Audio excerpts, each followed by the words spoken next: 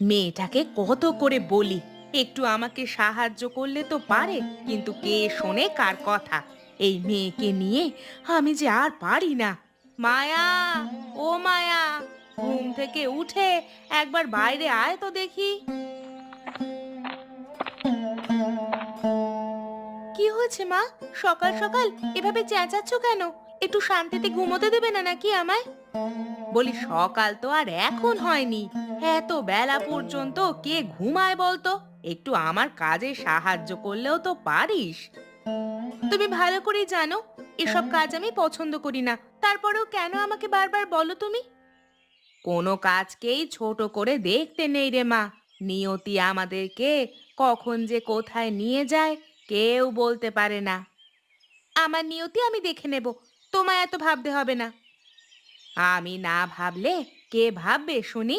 আমি যে তোর মা। কতবার বলেছি এসব কাজ ছেড়ে দিতে, আমার কথা কি তুমি শুনেছো?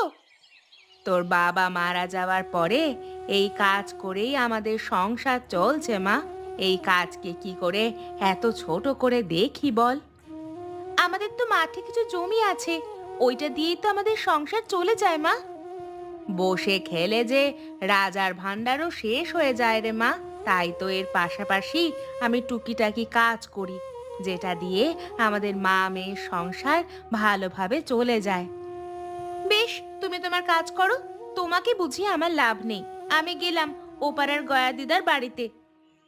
সে কি, সকাল থেকে কিচ্ছু যে খাসনি? দুটো কিছু মুখে দিয়ে যা। না, এখন আর খাবো না। গয়া দিদার ওখানে গিয়ে কিছু খেয়ে নেব। গেলাম আমি। দুপুরের মধ্যেই আবার ফিরে আসিস কিন্তু, দেরি করলে আমার বড় চিন্তা হয়। আরে মায়া দিদি যে, কখন এলে তুমি? এই তো এখনই এলাম। তা কি খাচ্ছিস তুই? দিদা গুড়মুড়ি মেখে দিয়েছে, তাই খাচ্ছি বসে বসে। তুমি খাবে? হ্যাঁ রে, সকাল থেকে কিচ্ছু খাইনি, খুব খিদে পেয়েছে। দিদা কোথায় গেছে রে? দিদা তো ঘরেই আছে, দাঁড়াও দিদাকে ডেকে দিচ্ছি। দিদা, ও দিদা, বাইরে এসো তো একবার। কে রে মুখ পুড়ি, খিদে পেয়েছে? খেতে তো দিয়েছি, না খেয়ে আবার এত ডাকাডাকি কিসের? এই দেখো কে এসেছে, তোমার খোঁজ করছিল, তাই তোমায় ডাকলাম। কে এসেছে? আমি গো দিদা, মায়া। ও, আমার মায়া দিদি ভাই। তা আজ হঠাৎ এত সকাল সকাল এলি যে? এমনিতেই বাড়িতে ভালো লাগছে না, তাই ভাবলাম তোমার কাছ থেকে ঘুরে যাই। তা বেশ করেছিস এসেছিস। সকালে কিছু খেয়েছিস নাকি খালি পেটেই চলে এসেছিস? না গো দিদা, কিচ্ছু খাইনি, বড্ড খিদে পেয়েছে, আমায় তুমি কিছু খেতে দাও। তুই বস একটু দিদি ভাই, আমি এক্ষুনি তোর জন্য গুড় মুড়ি মাখিয়ে আনছি।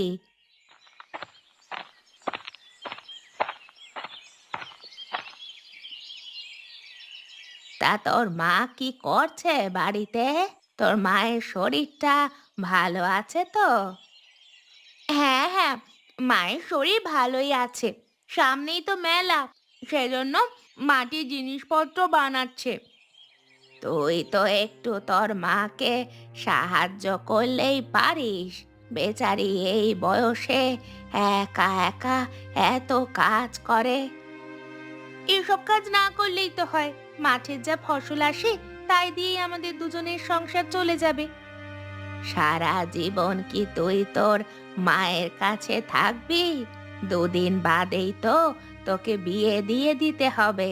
সেজন্য এখন কিছু গুছিয়ে রাখলে তোর মা পরের জীবনটা ভালোভাবে কাটাতে পারবে। মাকে ছেড়ে আমি কোথাও যাব না। তা বললে কি আর হয় রে দিদি ভাই, এটাই যে সংসারের নিয়ম। আচ্ছা, তোরা খা, আমি ঘরের কাজটা সেরে আসি।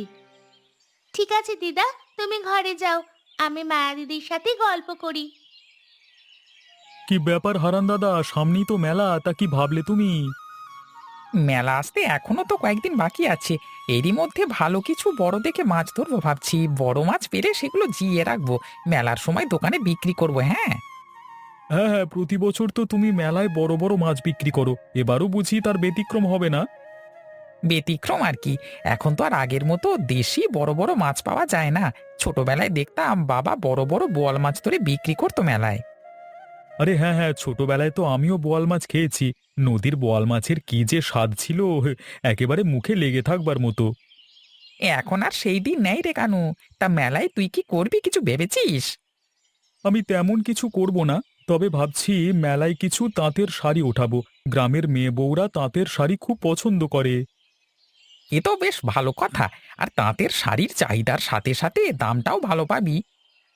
হ্যাঁ, আমার বাড়িতে তো তাঁতের শাড়ি বোনা হয়, তাছাড়া শহর থেকেও কিছু শাড়ি নিয়ে আসবো।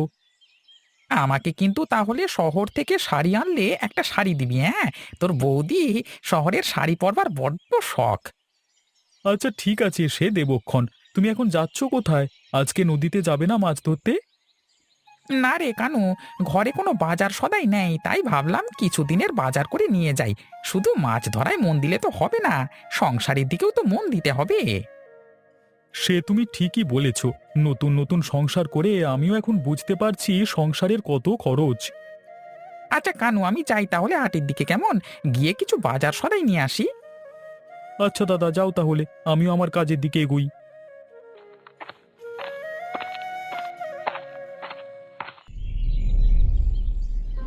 মালা, আরে ও মালা, এক কাপ আমাকে চা করে দে তো দেখি।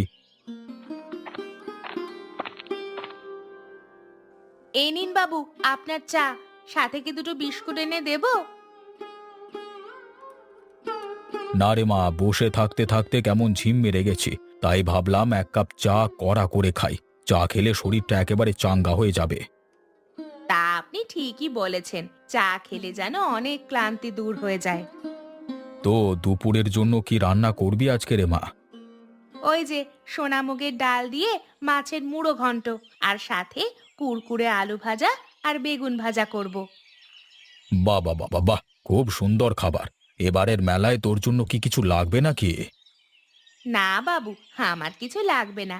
ছেলেটা একটা নতুন জামার বড্ড শখ করেছে, আপনি বরং আমার ছেলেকে একটা জামা কিনে দিয়েন। সে তো অবশ্যই দেব রে মা। কতদিন ধরে তুই আমার বাড়িতে কাজ করিস, আমার সংসারটাকে আগলে রেখেছিস, তোদের দেব না তো কাকে দেব শুনি? বিপদে আপনি আমাকে আশ্রয় দিয়েছেন।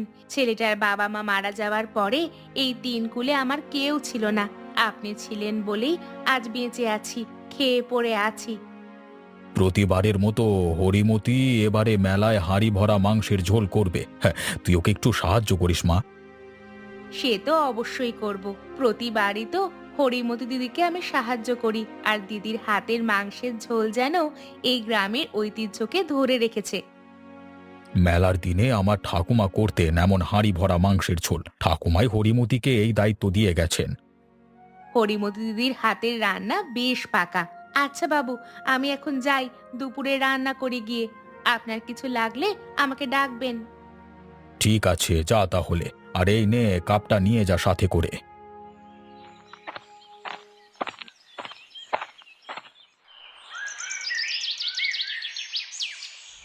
সন্ধে গড়িয়ে রাত হতে চলল, মেয়েটা এখনো বাড়িতে এলো না। এই দস্যি মেয়েকে নিয়ে যে কি করি আমি। মা, ও মা, কি করছো তুমি? কোথায় ছিলিস তুই সারা বিকেল? আজ বাদে কাল বিয়ে দিলে শ্বশুর বাড়ি যাবি, এখনো বাইরে এত ঘোরাঘুরি কিসের শুনি? গিয়েছিলাম একটু মালা কাকির কাছে। কাকিদের ঘরের পিছনে খুব সুন্দর কচু শাক হয়েছে কিছু, তাই কাকির কাছ থেকে চেয়ে নিয়ে আসলাম। সে নিয়ে এসেছিস ভালো কথা, কিন্তু সন্ধ্যা হয়ে গেছে, এটা কি দেখেছিস? দিন দিন বড় হচ্ছিস। রাত বিরাতে এভাবে বাইরে বেরোলে মানুষ আমাকে কি বলবে বলতো? মানুষের কথা আমার কিচ্ছু যায় আসে না মা, আমি আমার মতো থাকতেই ভালোবাসি। তোকে দু কলম পড়াশোনা করিয়েও তো বিপদে পড়েছি আমি। পড়াশুনো করে আমার সাথে এভাবে যে কথা বলবি, এ জানলে তোকে আর পড়াশুনো করাতাম না। এখন এই শাকগুলো নাও তো দেখি, রাতে আমাকে সুন্দর করে ভাজি করে দেবে। এখন আর শাক রান্না করতে পারবো না বাপু, রাতের জন্য ডাল আর আলু সেদ্ধ করে রেখেছি। ওই খেয়ে রাতটুকু পার কর মা। কাল সকালে কচু শাক রেঁধে দেব। ঠিক আছে মা, আমার এখন বড্ড খিদে পেয়েছে। রান্না শেষ হলে আমাকে দুটো খেতে দাও তো মা। আমার রান্না তো শেষ হয়ে গেছে রে মা, তুই এইখানটায় বস, আমি এক্ষুনি তোকে খেতে দিচ্ছি। আচ্ছা, ঠিক আছে মা।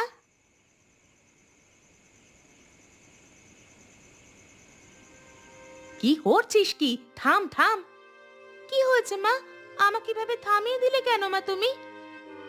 দিন দিন বড় হচ্ছিস আর বুদ্ধি জ্ঞান কি সব শিখে তুলেছিস নাকি? কি হয়েছে কি মা? সেটা তো আমাকে বলবে তুমি। আগে হাত ধুয়ে তবেই পাতে হাত দিবি। কোথা থেকে এসেই খেতে বসলি যে, তা হাতকে ধোবে শুনি। ও, এই কথা। আমি বাইরে কলপার থেকে হাত মুখ ধুয়েই এসেছি। ও নিয়ে তুমি চিন্তা করো না মা। এখন কি আমি খেতে পারি মা? হ্যাঁ হ্যাঁ, খা মা।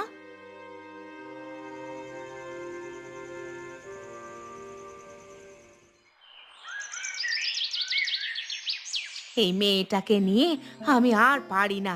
রাতে কত করে বোঝালাম, সকাল হতেই সব খেয়ে ফেলেছে। কবে যে বিধাতা ওর মাথায় একটু জ্ঞান বুদ্ধি দেবেন।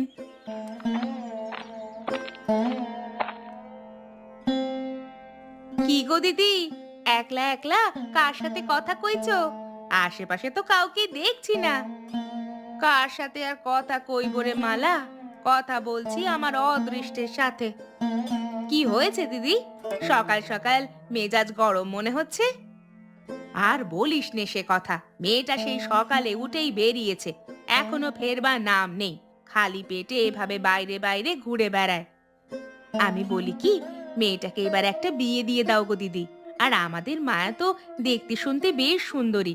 আশেপাশের 2 গ্রামে খুঁজলেও ওর মতো এমন সুন্দরী মেয়ে পাওয়া যাবে না। মেয়ে হয়ে যখন জন্মেছে, বিয়ে তো ওকে দিতেই হবে। কিন্তু কে নেবে আমার এই মেয়েকে? একে তো আমি গরিব, তার ওপর ওর চলাফেরার এই তো ছিরি। সব ঠিক হয়ে যাবে দেখো। এই বয়সে সব মেয়েরাই একটু অমন করে। তা তোমার কাজ কতদূর এগোলো দিদি? আমার কাজ প্রায় শেষের পথে। এখন মাটির জিনিসপত্রগুলো শুকালে এতে রং করতে হবে। একা একা এত ধকল নিচ্ছ দিদি, পরে যে অসুস্থ হয়ে যাবে তুমি। কি করব বল? মেয়েটাকে এত করে বলি আমার কাজে একটু সাহায্য করতে, কিন্তু তার নাকি এসব কাজ পছন্দ না। বুঝবে বুঝবে, মা অসুস্থ হলে তবেই বুঝবে মেয়ে। তখন দেখো সব কাজ সে একা হাতেই করবে। আচ্ছা, আমি এখন যাই গো দিদি। কোনো সাহায্য লাগলে মায়াকে দিয়ে আমাকে খবর পাঠিও। আচ্ছা, ঠিক আছে বোন। হারান দাদা, ও হারান দাদা, বাড়িতে আছো তুমি? আরে বৌমা, তুমি এই বিকেল বেলাতে? কি হয়েছে বৌমা, তোমার কি কিছু প্রয়োজন নাকি? না দাদা, তেমন কিছু না। আপনার কাছে এসেছিলাম একটা দরকারে। কি দরকার বৌমা? বাড়িতে কোনো ঝামেলা হয়েছে নাকি? নাকি কোনো ধার দেনা নিয়ে কোনো বিপদে পড়েছো? আসলে আপনি তো নদীতে মাছ ধরতে যান। আমার আসলে কিছু নদীর পলি মাটির দরকার ছিল। ও, এই কথা! সে আমি অবশ্যই এনে দেবক্ষণ। তুমি কোনো চিন্তা করো না বৌমা। কালই আমি নদীতে গেলে একবার তোমার জন্য পলি মাটি নিয়ে আসবো। তাহলে তো খুব ভালো হবে। আর মেলার দিন তো আবার আমাকে হাঁড়ি ভরা মাংসের ঝোল রান্না করতে হবে সবার জন্যে। হ্যাঁ হ্যাঁ, তোমার হাতের মাংসের ঝোলের জাদু আছে গো বৌমা। তোমার হাতের মাংসের ঝোল যেন এই গ্রামের পুরনো ঐতিহ্যকে ধরে রেখেছে। গিন্নিমা আমাকে শিখিয়ে গিয়েছিলেন এই রান্নাটা। সেজন্যই তো প্রতিবার এই মাংসের ঝোল রান্নার দায়ভারটা আমার ঘাড়ে আসে। এবার তুমি রান্নাটা তোমার মেয়েকে শিখিয়ে দাও, তাহলে এরপর থেকে তুমি অসুস্থ হলে তোমার মেয়েই রান্না করতে পারবে। মায়া এটা শিখলে তো ভালোই হতো, কিন্তু ও তো এইসব ব্যাপারে খুবই উদাসীন। এইসব ঐতিহ্য ওর ভালো লাগে না। ঠিক বুঝবে এক সময়, তুমি দেখে নিও। মেয়েটা কবে যে সব কিছু বুঝবে কে জানে। আচ্ছা দাদা, আমি তাহলে এখন যাই। বাড়িতে অনেক কাজ পড়ে আছে। ঠিক আছে বৌমা, যাও তাহলে। আমি কালই পলিমাটি নিয়ে তোমাদের বাড়িতে দিয়ে আসবো। ঠিক আছে দাদা, এতে আমার বেশ উপকার হবে। এখন তাহলে আমি আসি। কই রে বৌমা, বাড়িতে আছিস নাকি? ওই তো কাকিমা বারান্দায় বসে আছে। কেমন আছো কাকিমা তুমি? আমি ভালো আছি রে মা। তা তোরা কেমন আছিস? আমরাও ভালো আছি কাকিমা। মায়া দিদি কোথায় গেছে? দিদিকে তো দেখছি না কোথাও। তো দিদি আজকে পরীক্ষা দিতে গিয়েছে। ওর নাকি কি একটা পরীক্ষা আছে আজকে। এত কষ্ট করে সংসার চালিয়েও তুই মেয়েটাকে পড়াচ্ছিস, শুনলেও বেশ ভালো লাগে। মেয়েটাকে মানুষের মতো মানুষ করে তুললি তুই বৌমা। সে আর হলো কোথায় পিসি, মেয়েটা দুদণ্ড বাড়িতে বসতেই চায় না। আমার কাজে হাত লাগানো তো দূরের কথা। সময়ের সাথে সাথে সব কিছু ঠিক হয়ে যাবে রে বৌমা, তুই এত চিন্তা করিস নে। তোমার কাজ কতদূর হলো কাকিমা? আমার কাজ সব শেষ হয়ে গেছে রে মা। এখন শুধুমাত্র ওই টুকিটাকি কিছু কাজ বাকি আছে। কিন্তু আজ শরীরটা বেশি ভালো লাগছে না, তাই আজ আর কাজ নিয়ে বসিনি। সে কি কথা, শরীর ভালো লাগছে না? আজ বাদে কাল তো মেলা। মেলায় যে তোকে আবার মাংসের ঝোল রান্না করতে হবে, হাঁড়ি ভর্তি করে। সকাল থেকে আনমনে তাই তো ভেবে যাচ্ছি। মেয়েটাকে কত করে বললাম একটু মাংসের ঝোল রান্না শিখে নে, তাহলে তো আজ আমি অসুস্থ হলেও ও রান্না করতে পারতো। আচ্ছা, তুই চিন্তা করিস নে বৌমা। মায়া বিকেলে আমাদের বাড়িতে গেলে ওকে আমি বুঝিয়ে বলবো সব। ঠিক আছে পিসি, ওকে একটু বুঝিয়ে বলো। ওকে বোঝানোর সাধ্যি আমার আর নেই। এত তাড়াতাড়ি হার মানলে তো চলবে না বৌমা। তোকে যে এখনো অনেক খারাপ দিনের সাথে যুদ্ধ করে যেতে হবে। তা সকালে তোমরা কিছু খেয়েছো নাকি খালি পেটেই এভাবে ঘুরে বেড়াচ্ছ? হ্যাঁ কাকিমা, সকালে আমরা গুড়মুড়ি খেয়ে বেরিয়েছি। ভিক্ষে শেষ করে তবে বাড়িতে ফিরবো বিকেল বেলা। আচ্ছা ঠিক আছে, সে ভালোই করেছিস তোরা। আমার ঘরে আজ শাক পাতা ছাড়া আর কিছুই নেই, তাই আর তোদেরকে জোর করলাম না। তুই বলেছিস, এতেই আমি অনেক খুশি হয়েছি বৌমা। আচ্ছা, আমরা এখন যাই রে। চল ননি, তাড়াতাড়ি চল, না হলে ভিক্ষে করে ফিরতে দেরি হয়ে যাবে। হ্যাঁ হ্যাঁ, তাই চলো দিদা। আবার আসবে কিন্তু তোমরা।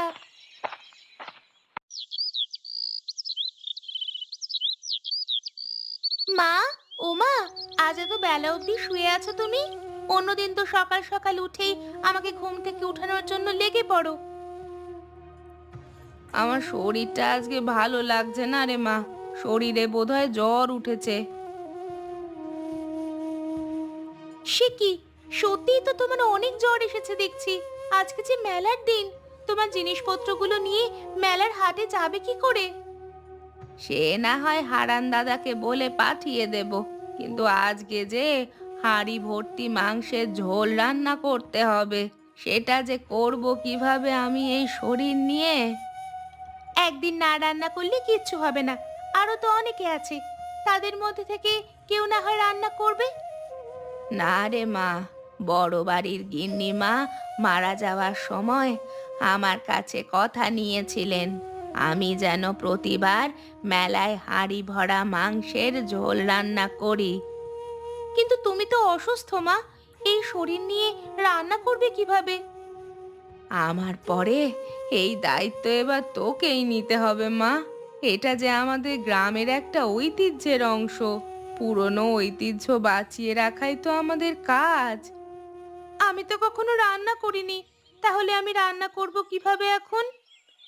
আমি ঠিক যেমন যেমন বলি, ঠিক তেমন তেমন করে রান্না শুরু কর গিয়ে মা।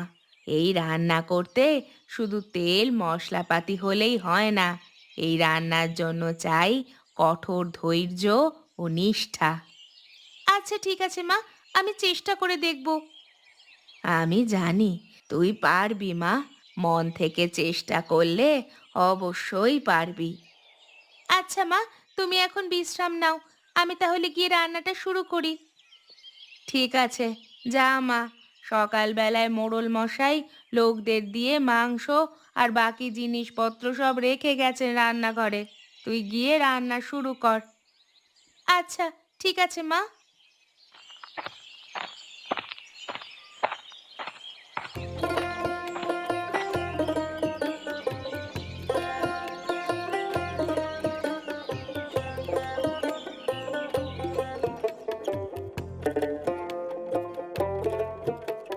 আহ, আজকের মাংসের ঝোলটা অনেক মজার হয়েছে রে মায়া। তোর মায়ের হাতের রান্নার স্বাদ যেন দিন দিন বেরিয়েই চলেছে। আপনি ঠিকই বলেছেন মোড়ল মশাই। বৌমা রান্না বান্না ঘর গোছানো সকল কাজই পটু। আমাদের মায়া মা ওর মায়ের মতোই হবে। শুধু রান্না করলেই হয় না, এ যে আমাদের গ্রামের এক ঐতিহ্যবাহী রান্না। এ রান্না করতে প্রয়োজন হয় কঠোর প্রচেষ্টা এবং পাকা হাতের কাজ। শুধু কি তাই, যে সেই রান্না করতে পারে না, তাই তো গিন্নিমা হরিমতি দিদিকে এই গুরু দায়িত্ব দিয়ে গেছেন। দিদির পরে তো আমাদের মাই সব দায়িত্ব পালন করবে। কি যে বলো না কাকিমা, মাই সব সময় করুক, আমি মাকে সব সময় সাহায্য করব। আমার দিদি ভাই খুব লক্ষ্মীমন্ত মেয়ে। ও যেই সংসারে যাবে, সেই সংসারের মঙ্গল হবে। আজকে রান্নাটা কিন্তু মায়া দিদিই করেছে, সেটা কি কেউ জানো তোমরা? কি, সত্যি সত্যি কি আজকে মায়া মা রান্না করেছে? আগে হ্যাঁ মোড়ল মশাই, আমার শরীরটা আজকে খুব অসুস্থ। মেলার জন্য মাটির জিনিসপত্র বানিয়ে বানিয়ে জ্বরে পড়েছি। তাই তো আমাদের ঐতিহ্যকে ধরে রাখতে আজকে আমার পরিবর্তে আমার মায়া আমার রান্না করেছে। তাই তো বলি, রান্নার স্বাদ এত বেড়ে গেছে কেন? এ যে আমাদের মায়া মায়ের হাতের রান্না। মায়া মায়ের হাতে জাদু আছে বলতে হবে। বহুদিন বাদে মায়ের হাতের রান্নার স্বাদ পেলাম আমি। এই মায়ের হাতের রান্নার স্বাদ আমি রোজ আমার বাড়িতে পেতে চাই। তুমি কি বলতে চাইছো মোড়ল? কারো যদি কোনো আপত্তি না থাকে, তবে মায়া মাকে আমার ঘরের পুত্রবধূ করে নিয়ে যেতে চাই। আমার ছেলে আগামীকালই শহর থেকে গ্রামে ফিরছে। এ তো খুব খুশির খবর বাবু। বাবাহারা মেয়েটা আবার একজন বাবা পাবে। আমার কোনো আপত্তি নেই, আপনি যা ভালো বোঝেন তাই করবেন। আজ থেকে আমার ছুটি। এর পরের বার থেকে হাঁড়ি ভরা মাংসের ঝোল রান্না করবে আমার মেয়ে মায়া।